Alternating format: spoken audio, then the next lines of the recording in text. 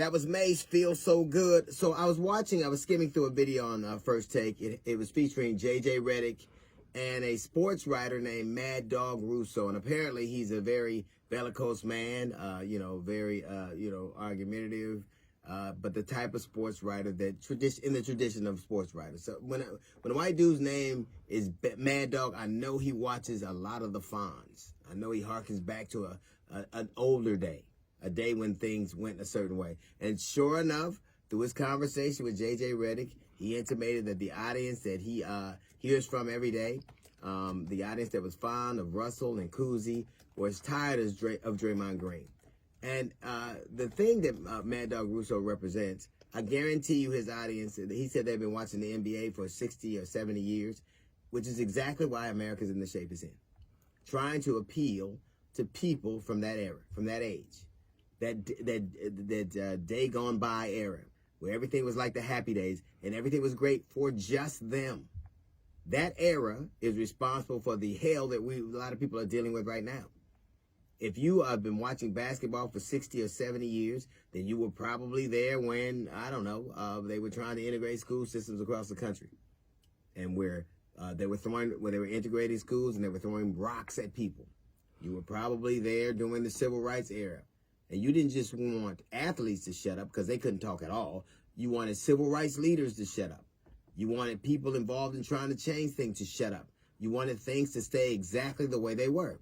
And in the attempt to do that, America is in the situation it's in right now. Appealing to people with that narrow mindset is the reason we have this kind of dramatic change in what America could be and what America is. Those people who kind of look at the world that way, where athletes need to be quiet and they need to just be grateful to be here, are the reason the country is in the shape it's in and continuing to go down the path because they voted the highest numbers and they want things to look a certain way and they will fight for that thing to be that way. They don't want just athletes to shut up. They wanted civil rights leaders to shut up when then. I guarantee you they had a choice word or two for Martin Luther King or Rosa Parks who wanted to change things. So it's an athlete now, but then it was something else.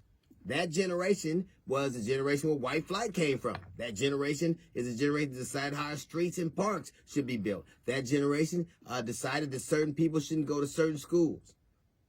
The young lady who integrated the school system in Alabama is only 68 years old. So that would mean these are probably the children of the parents who were throwing rocks at her, where she had to be guarded by armed guards. 4 armed guards had to walk her to school. Teachers refused to teach her. She's only 68, maybe 69 years old. So appealing to that mindset, going backwards, is why America is in the shape it's in right now. They believe that mindset of the people that Mad Dog services and hears from all the time, believe that America's best path is back. They don't need a time machine now because they got the Supreme Court. Their way of life isn't what they wanted it to be, and so they know they can't win elections, so they'll put people in place that'll put a Supreme Court in place that'll roll things back.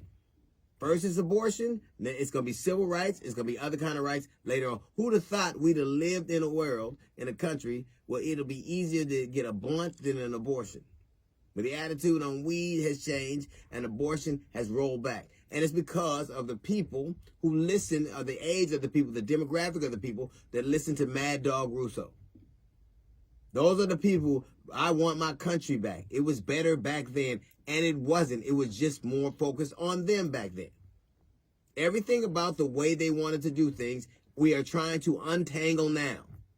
From misogyny to racism, to the way that schools were run. The whole white flight, that is them.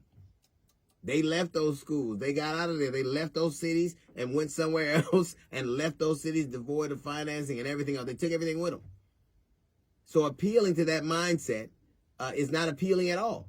Appealing to people who only want things to go back the way they were is not the best way forward for us.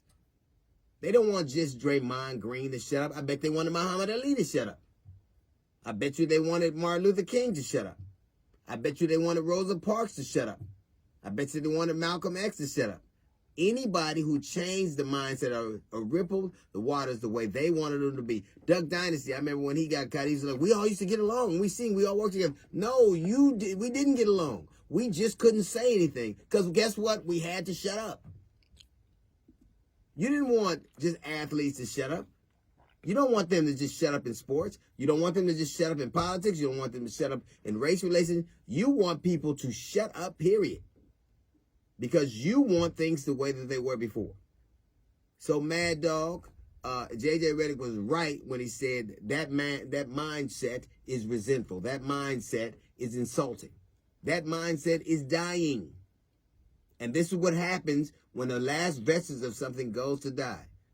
It goes to the Supreme Court and an old white dude sportcaster named Mad Dog.